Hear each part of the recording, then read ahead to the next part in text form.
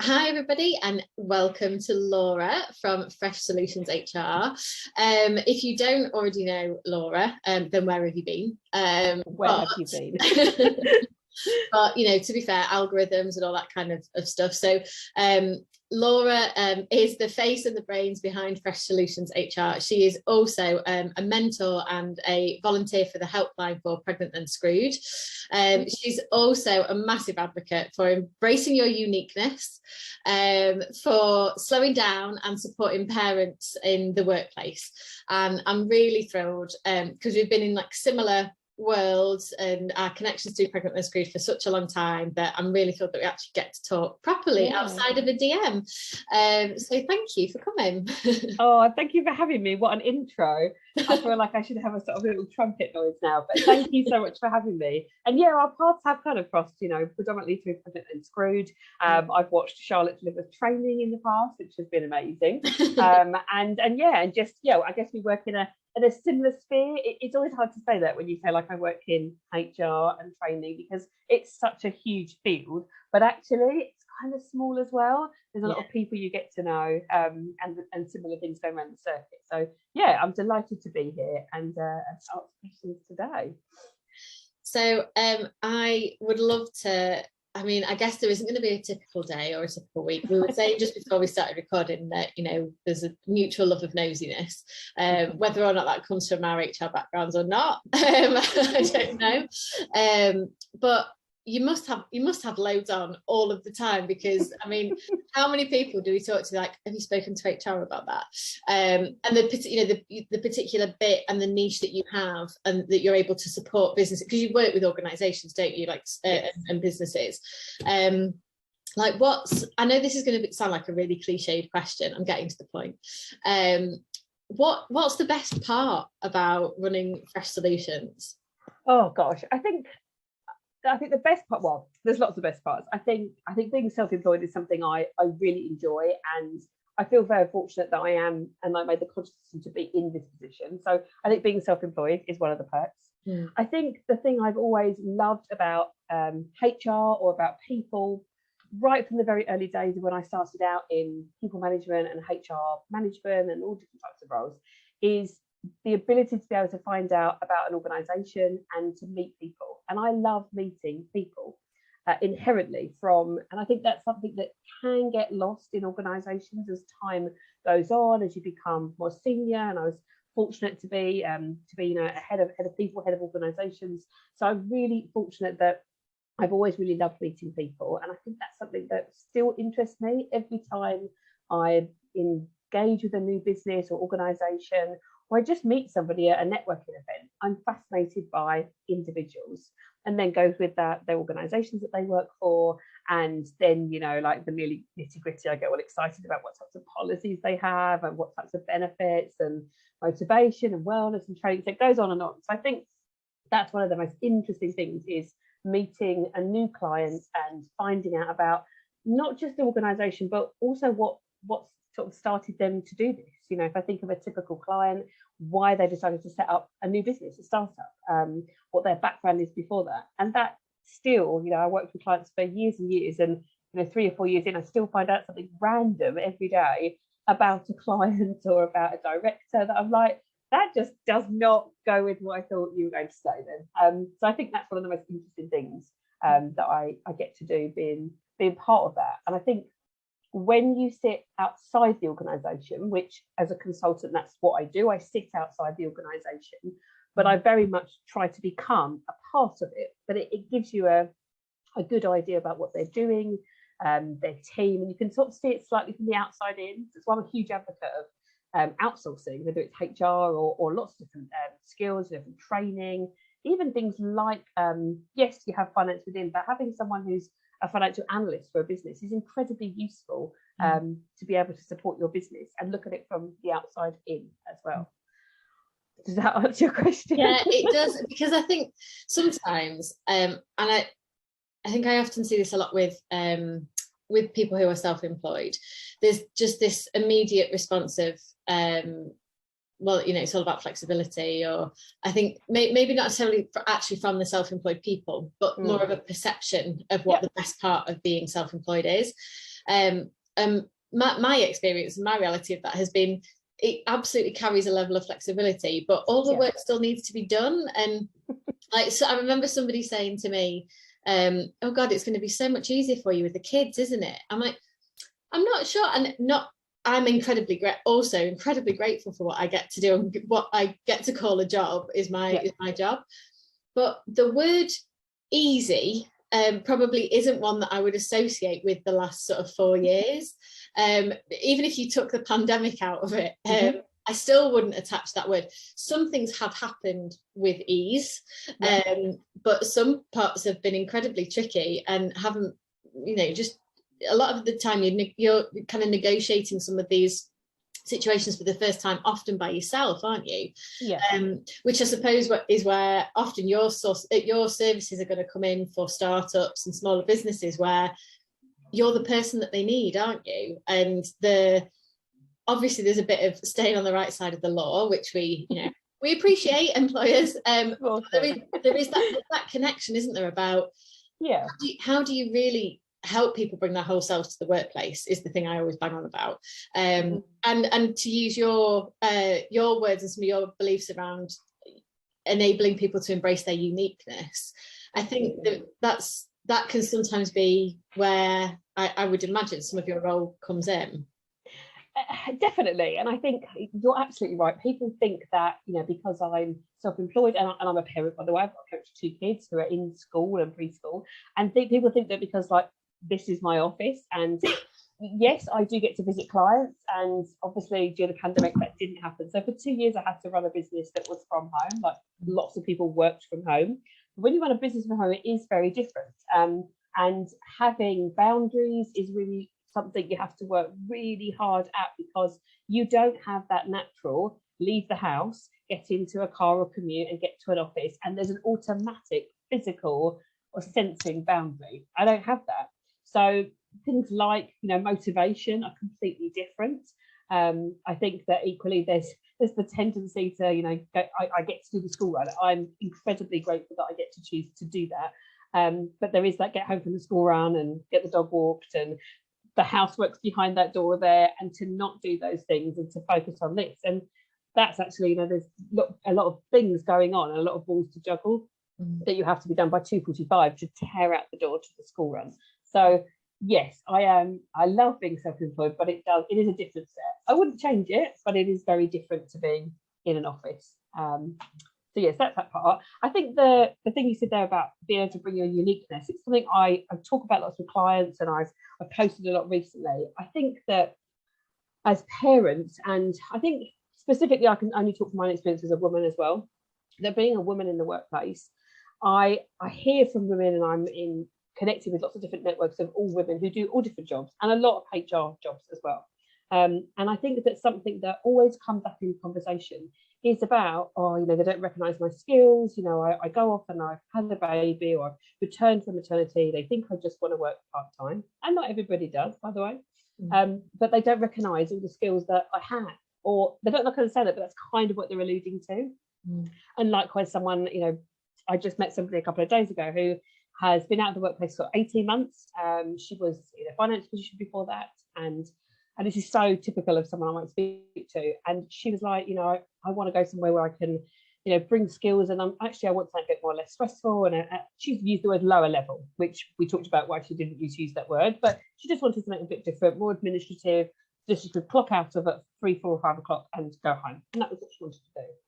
And she kind of said, you know, my CV, if I look at it, you know, what have I been doing for 18 months? Like, how am I going to approach that when I get interviewed? Or, you know, I had a baby and I was raising my family, but it just sounds a bit naff. And it is kind of that kind of like, it doesn't sound naff. Number one, you've raised a human being and birthed a human being in that case. And think of all the things you've done over the last 18 months to then make you completely unique. We are all unique, but what makes you specifically unique? So think about what you've done in your field. She volunteered quite a bit during her postnatal experience with a local organisation. She'd been through her own mental health journey as well. And all those experiences that she'd had make her incredibly valued in a workplace. She's been through something that maybe her colleagues haven't been through. She's just being a parent, it gives you a very different perspective. So it's kind of thinking about all those things. And I think I posted the other day about, being a parent means you're, great at multitasking, good at conflict resolution if you've got multiple children, or even if you haven't got one child, still conflict resolution, communication, problem solving, all these things that we just do innately day to day as a parent and juggle. All those things actually are skills. They're skills that we don't perfect them necessarily, but we do at home every day. And it's about bringing all those skills back to the workplace. And what makes you unique is your individual set of skills, your approach to life, work, whatever it might be. So it's really trying to harness that. And it is very hard. Like, it's so easy for me to say it, but it is very hard. You go through a huge change of identity when you become a parent. And it takes a long time to understand that. It took me a good 2 years after the birth of my first child to know what I was going to do. And in my back of my head, I knew I was going to go back to HR, but I didn't know how I was going to do that. And it was a huge disconnect with what I did and what I was, who I was. So it is really hard, but I think spending time thinking about what you really like doing, if you have to go to work, and particularly if you don't have a choice in that situation, you don't have the ability to be able to become self-employed, or it's not an area that you would be, think about the amount of time you're going to spend in your workplace, even as a flexible worker. And perhaps you might only be in an office for 2 days a week, or have a role that's a couple of days. It's thinking about, you're going to spend a huge amount of time there, so what do you want to enjoy about that? I think that's important. And I read a survey the other day, which was actually about I think it's about Generation Z, Generation Z, and it was what's important to them now in the workplace. And things like salary have become, it's not outrageous to say, but have not become as important than brand, organisation, and ethics, and diversity and culture and policies and all those kind of things that are not financial benefits, how important they are to workers who are coming out of the graduate scheme. And I think that has changed as well as they've gone through time. So it's about absolutely bringing you to the workplace and your uniqueness, because we are all unique, and it's just about pulling it out. That's hopefully what I get to do with clients, and even at director level, it's utilising their skills that they have to make it better. I love so much of that. It made me think, no, not at all. It made me think about a question that I got asked in a workshop the other day. It was a pregnant and screwed client that we were delivering a workshop for. Jolie and I were double acting, and one of the questions that we got at the end was around the kind of the buzzword of the moment: how do you create allies in the workplace? And it was right at the very end. I think we were already overrunning, but people still stayed on. So I said, well, you're all still here, so I'm just going to keep talking.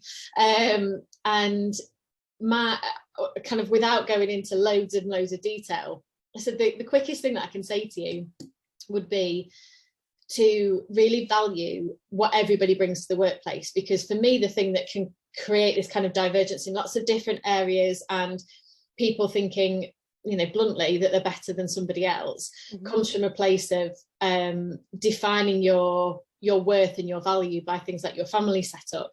And it's almost like it kind of depreciates as you have a family. There are still people, not everybody, but there are still people that believe there is this correlation with have a kid or become a parent in whatever version of parenthood you have, and therefore you start to lose some of your value and your worth and your gravitas. And I do think that's sometimes what can drive a lot of the problem. So I said to them, I hope it's not too much of a flaky answer, but what I would say is, are you genuinely celebrating everybody? Are you kind of letting everybody, regardless of what their family setup is, are you all having conversations about, I'm at my best when, or I add value here, or I do this, that, and the other, and like help people reconnect with that, because that's the stuff that causes the problem when you don't. Totally. And I think there are such simple ways to do those things as well. If I think right back to, I don't know, like I'm talking 10, 15 years ago when I worked for a particular company, we used to have like breakfast bites, and they were like on a Wednesday, and they're in London. You could come in early on that day. We put on a nice spread, fruit, all that sort of thing. And every week we just had a different visitor, and it was someone from outside the organisation. Could be anything. Could be a fitness expert. Could be somebody who's going to talk about, I don't know, a charity they've set up. Could be wellness. Anything at all. And people could just come in and they could ask that person questions, and then at the end of that we would sort of then do a more team building thing, which was kind of about celebrating your wins for the week. And it was a very sales based organisation, so we had to think of things that weren't sales based, as in, oh, I sold 2,000 products or something. It had to be a different type of win. It had to be something team related, or perhaps a training you've been on, someone you supported. And it was always interesting, those people that every week could bring a win to the table, whatever that was. They could find something in their week that was. And there were other people, and I have to say, often they're more senior individuals that week to week had nothing to say. Or when you like, working in HR, you like to occasionally, you select individuals that you think, I'd quite like you to answer that.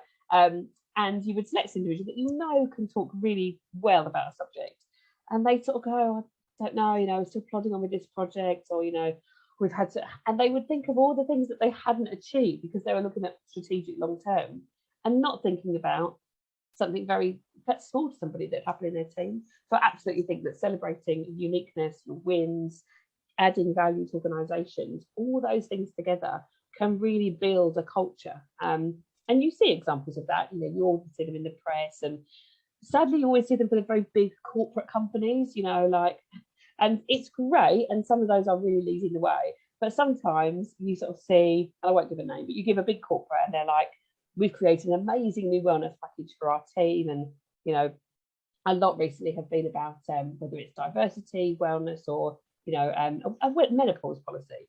And I kind of sometimes want to go like, well, yeah, you've got a policy, but what else are you doing? Are you talking about your menopause policy? Have you shared it with everybody in the organisation, not just the women that it might impact? So it's kind of like, yay, tick box, done that. But actually, have you really added value by talking about those things and opening the conversation in the workplace about that particular topic? That's just as, and sometimes more important than creating a benefit, creating a policy, having a diverse recruitment strategy. Brilliant. But actually, when it comes to interviews, are you following hand in hand there? And it's the whole thing all the way through. That's what I kind of get to talk about, to quiz clients on, to we often have like conversations about just batting something back and forth, looking at let's just tip it on its head for a while, let's think about how we recruit and let's change something, or let's just refresh our job adverts. It's all things like that, just small nuances that sometimes can just open something up completely for an organisation or for individuals. Yeah, I absolutely love that, because I think this whole there's a lot of badges of honour around having market leading policies, and look at and some will talk about it externally, but two things. One, we know people that work in some of those organisations where policy ain't practice. Exactly. And two, you've got to go beyond policies, and exactly what you're saying there. You can have all those brilliant things, but they are essentially words on paper or a website or something. It's what's the actual lived experience, isn't it? And I think that's sometimes what can cause some of the issue. And we probably are both exposed to a lot of these stories professionally, where the horror stories in theory should have been avoided if somebody had actually followed a policy in the first place, but also if they'd have remembered that they were working with a nuanced human, not a houseplant. And you're going to get a reaction to things, because that's just how life works, which makes it's a very emotive line of work that you're in, I would imagine. Maybe not all the time, but a lot of the time. No, it is. And I think if you take particularly if you take a large organisation, an organisation that's UK and globally got 200,000 employees, yes, you can create a policy and implement that policy, but my goodness, is it difficult to get of 200,000, let's say even 10,000 of those are managers within the organisation, and of those 10,000, 7,000 are senior managers. It is very, very challenging to get that level of nuance, level of information that you want to get across the entire business to build that culture. It takes time, And we all know that personalities come into play. That uniqueness that we talk about, that's great, but unfortunately, sometimes that uniqueness is not what we require in the workplace, and that uniqueness can become very poor communication style skill, or poor management responsibility, or just, frankly, not being a very helpful or pleasant human being to another human being. And that's where it literally can destroy something within seconds or moments, even just in an interaction. And that's what we see, into the interaction between one or two people. They can become a team that becomes systemic, that culture spreads, sometimes even to an entire area of a business. So it does become harder. So I guess my message would be, if you're looking for a job today out there and you see a great big brand, think that looks ace, I really want to work for them. Do your homework as well. Look on the flip side of the coin. Look at what their surveys say about parents. How many parents do they have working for the organisation?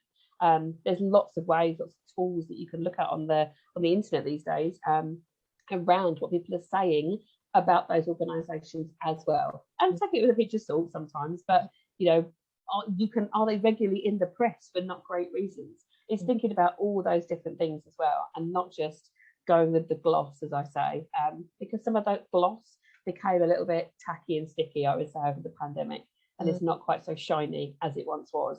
And other companies, in fact, really changed gear and really switched up and really have tuned into what's going on, what people want, and listening to them. And I think that's something is a great win that has come from the pandemic.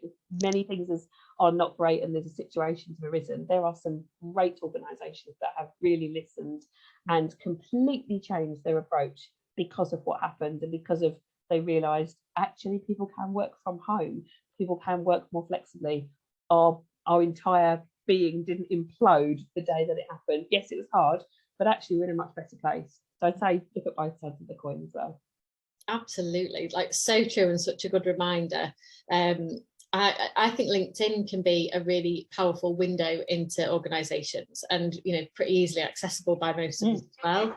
I definitely encourage people to go and have a look at what employees of the organisation that you want to work for, what are they talking about, and what are they like commenting. Go and look at their posts and the things that they're interacting with, because major red flag. So last week it happened twice. It won't have just happened twice, it will have happened hundreds and probably thousands of times on there last week. But my algorithm and what I could see on my feed, there were people that were ripping off the Johnny Depp and Amber Heard court case. I don't know if you saw any of this, but I think there was a moment afterwards where she is talking to him, and like the headline was something was leaked or something like that, and they were I'd say it was like a meme, but it wasn't even that. It was, they had the picture of them, and then there were I saw two companies do it, two people do it, about like essentially trying to sell their services. So one was like an IT service provider who was basically kind of making a joke out of Amber Heard telling Johnny Depp that you must work with this organisation because we're so good, and then somebody else was put it up because they had seen it with this other company, and I replied, and the lady who shared it in disgust, I replied to her and said, I've had to click on the original thing, and out of a morbid curiosity I've gone and looked at the comments, because I was really curious as to how people were reacting to it, because you do kind of need that barometer sometimes, don't you, especially when you work for yourself. You want to know how the rest of the world, not that I agreed, but you kind of want to know what the barometer is. Some of the comments, like there were people with clapping hands, there were people like lolling, there were people, I was like, who are you? People saying this is genius. I'm like, no, this is horrific. You're taking something that has been awful for two people. I haven't tuned into any of it, or beyond headlines. I have no opinion, and they don't count my opinion as anyway, but you know what I mean? Like, why are you bringing this to any platform, and why are you making essentially a sales quip out of it? It was horrendous. And it immediately, the lady replied to me and she was like, yeah, it makes you think about who you'd want to go and work for, doesn't it? Like, exactly that, because they weren't, it doesn't matter what size of organisation they were, really. They were people that employed others, And that I was like, no, there's no way I could rock up on a Zoom meeting to you and not want to like tear you a new one. So yeah, it is very interesting. And I think as well, you know, even just like the posts that people share, you know, and the company sometimes as well, and even just taking the people out of it, things that companies share. And I think that's that tick box, you know, you see a big brand, and I can think of 5-10 easily this last week that have shared something about our amazing brand and our people, we do this. And those are brilliant, and absolutely you should shout about those things. But then sometimes you look underneath at some of the comments, and occasionally you do see people who work for the company who have posted on their own branded comments about, you know, I saw one last week that was a well-known airline, and they had shared about that they had improved their maternity and shared parental leave policy, which is a great thing that they thought to even look at it. So they shared that their policy, and then somebody commented underneath, quite a way down, that it was interesting because she worked for that organisation and she had requested such and she met the criteria, and yet she had been declined that because she was a part-time worker.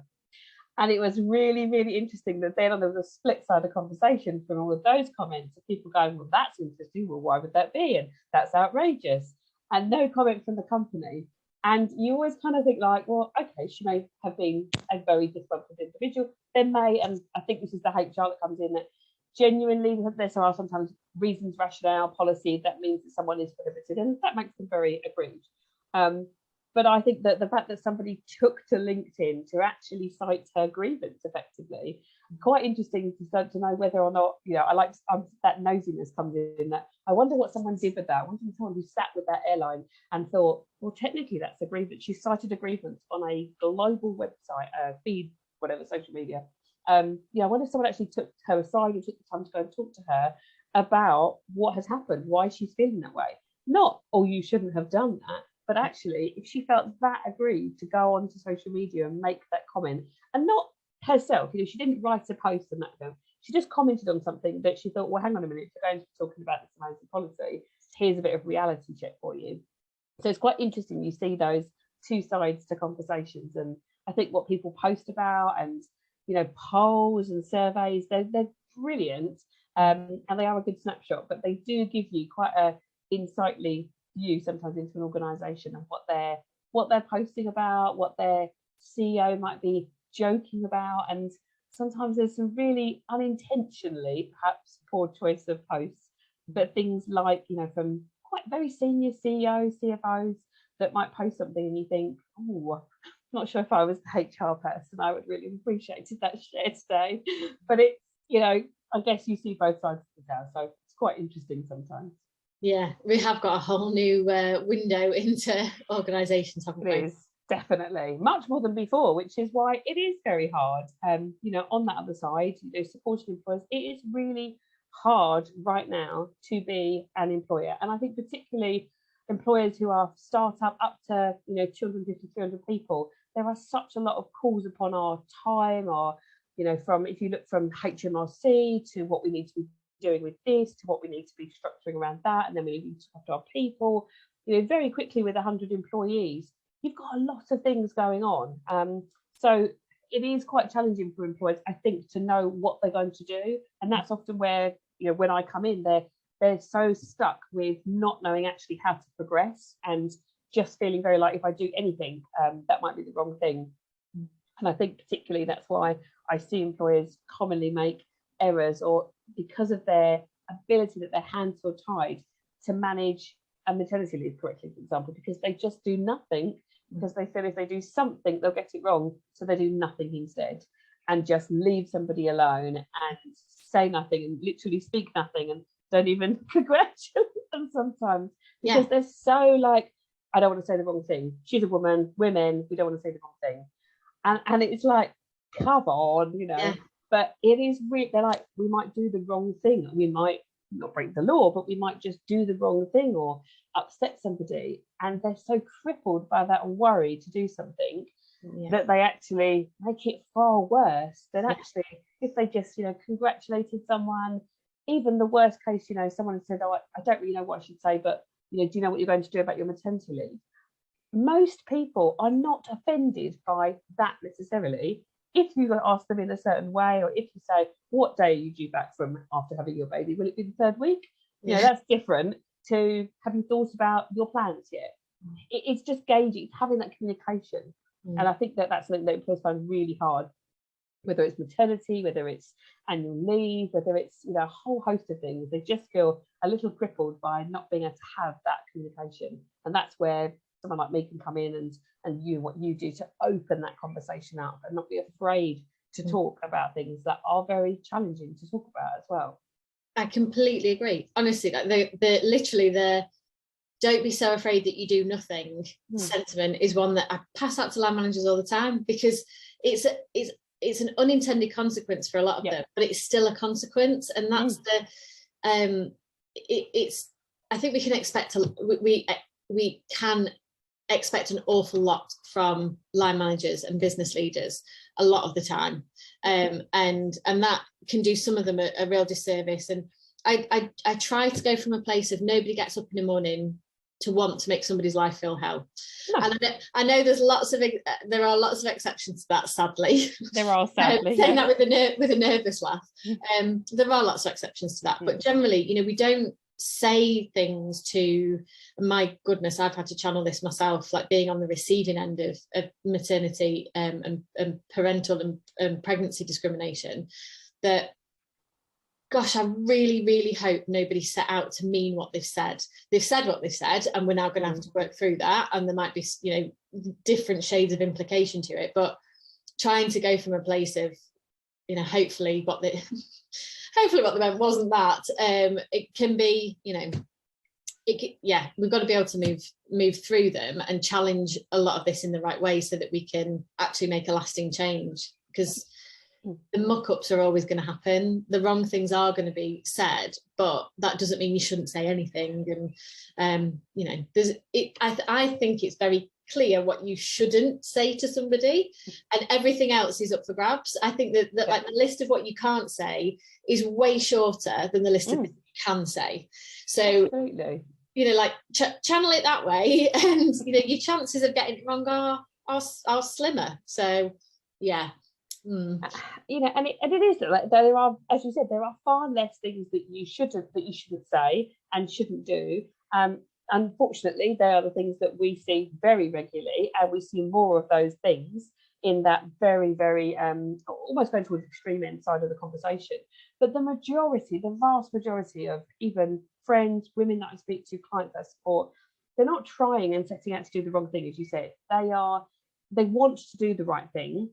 And communication is really challenging. We're not all great at communication, and you might be able to talk to someone in the meeting, but actually then when you're sat one-on-one with someone, or you know, you receive a message from someone, it's very hard.